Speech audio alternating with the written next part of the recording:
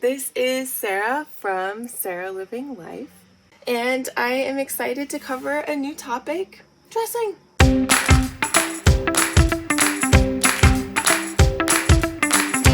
The main reason of starting this YouTube channel is to really cover just all of these topics that are part of what life looks like with a limb difference. And dressing is one of those things that I learned how to do as a tiny human, right? As a toddler. And that there's lots of different types of adaptive strategies that I've done because a lot of dressing does require fine motor skills, right? Like buttons and zippers and tying shoelaces, right? So those tend to be bilateral tasks, meaning that we're using both of our extremities, and they are fine motor because they're little and they're small. So those are activities that are a little more complicated if you have limb difference. I have 3 different outfits that I will be wearing today. First outfit is a fitness outfit, and then the second outfit that I will put on is my work outfit to help show that people with disabilities can actually engage in a job or employment occupation should they want to. And then the third outfit is like a going out outfit. So I will be putting on a dress and some heels, and that also shows that people with disabilities and differences can also go out and have fun and dress up and look cute. Okay, so let's get dressed. So the first outfit is a fitness outfit, and that is something that I could wear to the gym, or this is also an outfit that I would wear if I'm doing any of my aerial work. And it just helps show that people with disabilities do engage in these types of activities, and they are doing things like exercising, and they're exercising in the way that looks might look different than what we expect, but still we can also expect that that's a role that people with disabilities are doing to some degree should they want to. And again, not everybody wants to. One of the questions that always comes up a lot is, how do you tie your shoes? So here, I'll show you a couple different ways that I like to tie my shoes. But first, let's get some socks on. Alright, so shoe here. And because I do have this open space, right, this web deepening surgery allowed me to be able to have this pinch, and this pinch is actually quite functional for me. So as I start, I pinch by the shoelace here in between my fingers. On that side, I cross over. And because this pinch isn't super strong, I don't have a great grip strength there, I will tie the shoelaces around my thumb, because then that helps provide more tension. Whereas this is kind of hard for me to do, and if I were to pull really tight, I just don't have the strength to be able to hold on to it. So in order to prevent that, an adaptive strategy I have is that I just wrap the shoelace around my thumb. I pull tight, I make a bunny ear with my right hand, I wrap it around with my left, I can pinch here, that's what that looks like. I always kind of double tie them, and then I can kind of stick them in. So that's how I do it with both hands. You can also tie shoes with just one hand. So I will show that one here. To pull tight on both of the laces, I reach down with one hand and I grab both of the laces in my hand and I pull tight.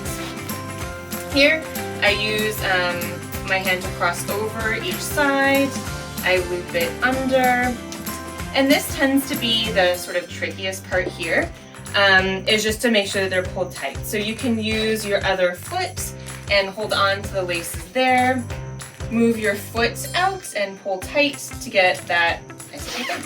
And then you can bunny ear with one hand, and then I use my fingers to wrap around the bunny ears.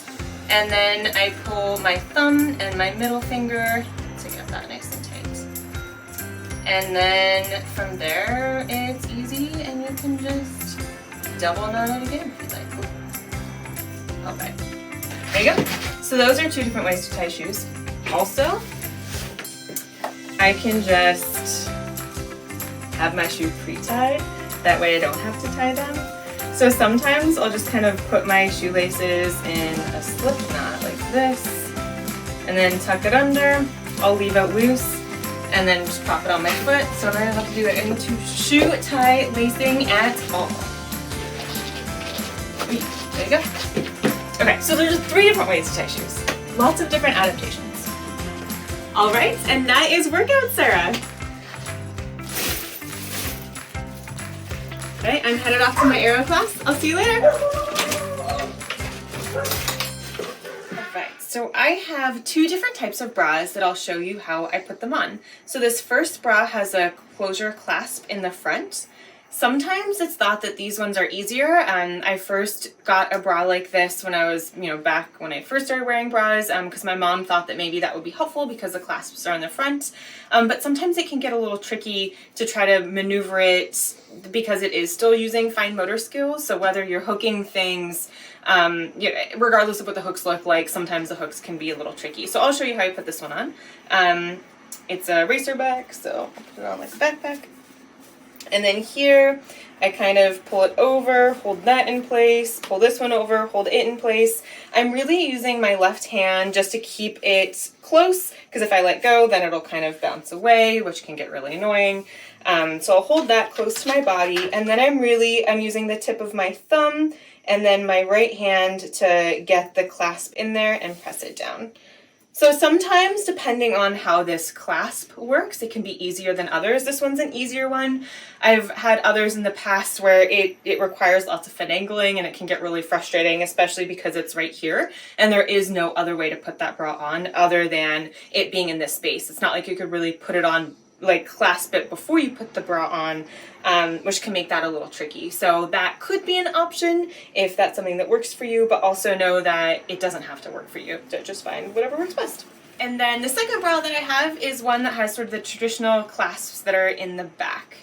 And here, for whatever reason, this is how I've always put it on, and I realize this might be an unnecessary step, but I put it on around my waist with the bra part facing out, like that's the inside of the bra, and then I put it around my back. I hold it with in my right hand, and then I shimmy it to the front. I could just put the bra on like this and skip that step, but I don't because this is how I learned how to do it, so this is just why I do it. And then from here, I will bend the little flap back away from the hooks just because it's easier to expose them. Again, here's that like great pinch space that I have. If I didn't have the great pinch space, I could also just pin it against my body and then get the hooks to clasp in there. Once that's all set, then I shimmy it to my back and then I pull the straps up like this and make sure that it is all settled. I do love that button-down shirts aren't totally cool anymore or part of the fashion that people are wearing, because buttons can be really tricky and kind of annoying for me. But as my life is a flight attendant, we have a uniform and the uniform has buttons on it. So this is probably the only non-uniform button-down shirt I have. I just don't own them because I don't like them. But we have to do what we need to do, so we figured out a way to make them work. It's just tricky because they're so small. Alright, and this shirt is even extra tricky. It's kind of neat. Like I get where they're coming from in that this shirt has these like little hidden buttons. So it has an additional button in the middle of all the big buttons just to help make sure that as you're moving around that then the buttons aren't showing everything, right? So it's nice, but those are super like extra hard to get to. Alright, so buttoning, I'm using my left thumb to kind of push the button through the hole. As it's like assisting, and then use the other fingers, but this one you have to like separate it out and then push the thing through. Alright, so those are what buttons look like.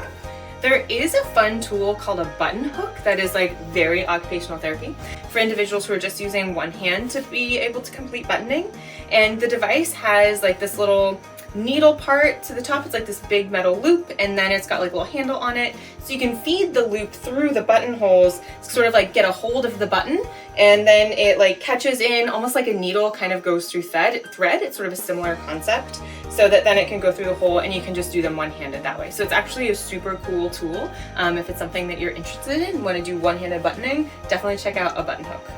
So I will be putting on my flight attendant uniform. And I know that it was announced that in being a flight attendant, I've been furloughed. But also this is a uniform that I did wear for 7 years, so I feel like it's appropriate enough to show how I do put on the features of that uniform as well. Clothing has lots of different features, right? One of the things that I really like to wear are dresses, but the back zipper is always so frustrating, and that's frustrating for all of us, right? Anybody who's trying to do a zipper up their back, it's complicated because there's spaces that we can't quite reach in the back. So, but there's still dresses that I would like to wear that have full zippers in the back. So it gets kind of tricky. I kind of like shimmy my arm up as high as I can. And then I reach over the top, try to pull the dress up to get the zipper where I left off, and then that can pull it up that way. There's lots of shimmying to get it unzipped, but that's how I put on a dress.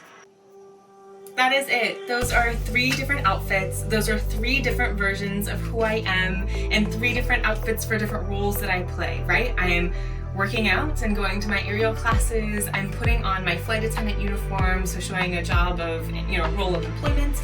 And then here is sort of a fun going out dress, just to help show that people with disabilities can be lots of different types of people and can fill so many different types of roles. And that there's little details that go involved as far as what that role looks like. So yes, dressing has lots of fine motor components of buckling, of fastening, of trying to figure out how to be able to manipulate arms and legs to be able to do things. And then of course lots of gross motor. So I'm reaching out my arms to be able to put on shirts and being able to coordinate my legs to be able to put on pants, all of those types of things. So for now, I'm headed out and I'll see you guys later.